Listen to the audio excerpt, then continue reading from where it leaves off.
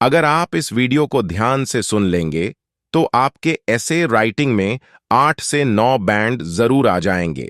इस वीडियो में सबसे पहले मैं एक क्वेश्चन को डेमो के रूप में समझने के लिए पेश कर रहा हूं ताकि आप ऐसे राइटिंग बेसिक्स को आसानी से समझ सकें, क्योंकि ऐसे राइटिंग की टास्क रिस्पॉन्स और इसके सब पॉइंट्स को भी कवर करना होता है। अगर आप ऐसा नहीं करते तो आपके 25% पॉइंट्स की कटौती हो सकती है। इसके अलावा इसमें संगति और संयोजन और शब्द और व्याकरण की श्रेणी में शामिल है, जिस पर भी आपको ध्यान देना होगा।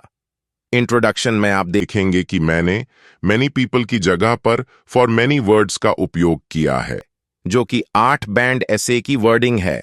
आप सम पीपल की जगह पर फॉर सम भी लिख सकते हैं। इसी तरह मैंने इंपॉर्टेंट लाइंस का वी यहां पर जिक्र किया है, जो कि आपके लिए फायदेमंद है। BP1 में आप देख सकता है कि मैंने मेन लाइन कैसे शुरू में लिखी है और मैंने अगली लाइन कैसे लिखी है, कैसे मैंने शब्दों का उपयोग किया है। आप भी इसी तरह कर सकते हैं।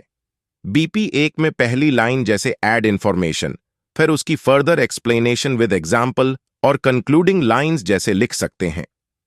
जब आप किसी लाइन को क्लियरिफाई करते हैं तो आप इन अदर वर्ड्स लिख सकते हैं। हर एक पैराग्राफ में एक एग्जाम्पल जरूर हो, और जब आप एग्जाम्पल लिखे तो फॉर एग्जाम्पल बेसिक से शब्द ना इस्तेमाल करें। इसी तरह आप हर पैराग्राफ के खत्म होने पर कंक्लूडिंग लाइन जरूर लिखें। दूसरे पैरा में ऑपोजिट व्यू पॉइंट को दिया गया है, इसलिए हाउएवर और नेवरदलेस का उपयोग किया जाए।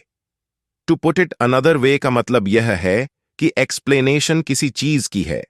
आप एग्जाम्पल देने के लिए अ सर्वे और अ रिपोर्ट पब्लिश्ड शब्दों का उपयोग कर सकते हैं, जो एजुकेशनल 8 बैंड शब्द है। आप फॉर एग्जाम्पल के लिए बेसिक लाइन का उपयोग न करें और अ सर्वे और अ रिपोर्ट पब्लिश्ड शब्दों का ही उपयोग करें जब आपने कोई उदाहरण देना है।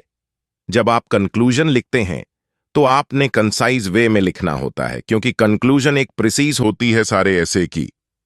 इसमें अपना ओपिनियन फिर दोहराना होता है। जो आपने ऐसे में लिखा है उसको एक लाइन में लिख के, लास्ट लाइन लिख के ऐसे अगर आप इस वीडियो को ध्यान से सुन लेंगे तो आपके ऐसे राइटिंग में 8 से 9 बैंड जरूर आ जाएंगे।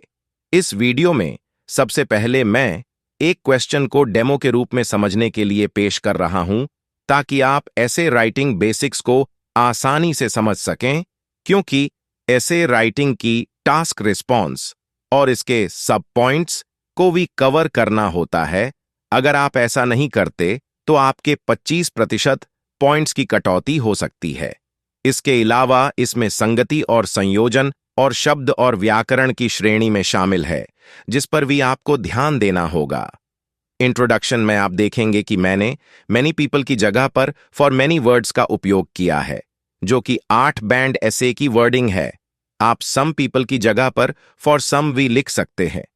इसी तरह मैंने इंपॉर्टेंट लाइंस का वी यहां पर जिक्र किया है, जो कि आपके लिए फायदेमंद है।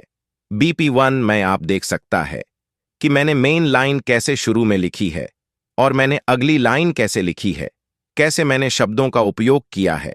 आप भी इसी तरह कर सकते हैं। BP1 में पहली लाइन जैसे ऐड इंफॉर्मेशन, फिर उसकी फर्दर एक्सप्लेनेशन विद एग्जाम्पल और कंक्लूडिंग लाइंस जैसे लिख सकते हैं। जब आप किसी लाइन को क्लियरिफाई करते हैं तो आप इन अदर वर्ड्स लिख सकते हैं। हर एक पैराग्राफ में एक एग्जाम्पल जरूर हो, और जब आप एग्जाम्पल लिखे तो फॉर एग्जाम्पल बेसिक से शब्द ना इस्तेमाल करें। इसी तरह आप हर पैराग्राफ के खत्म होने पर कंक्लूडिंग लाइन जरूर लिखें। दूसरे पैरा में ऑपोजिट व्यू पॉइंट को दिया गया है, इसलिए हाउएवर और नेवरदलेस का उपयोग किया जाए। To put it another way का मतलब यह है कि एक्सप्लेनेशन किसी चीज की है। आप एग्जाम्पल देने के लिए अ सर्वे और अ रिपोर्ट पब्लिश्ड शब्दों का उपयोग कर सकते हैं, जो एजुकेशनल 8 बैंड शब्द है। आप फॉर एग्जाम्पल के लिए बेसिक लाइन का उपयोग न करें और अ सर्वे और अ रिपोर्ट पब्लिश्ड शब्दों का ही उपयोग करें जब आपने कोई उदाहरण देना है। जब आप कंक्लूजन लिखते हैं तो आपने कंसाइज वे में लिखना होता है, क्योंकि कंक्लूजन एक प्रिसीज होती है सारे ऐसे की। इसमें अपना ओपिनियन फिर दोहराना होता है। जो आपने ऐसे में लिखा है उसको एक लाइन में लिख के, लास्ट लाइन लिख के ऐसे खत्म करना होता है।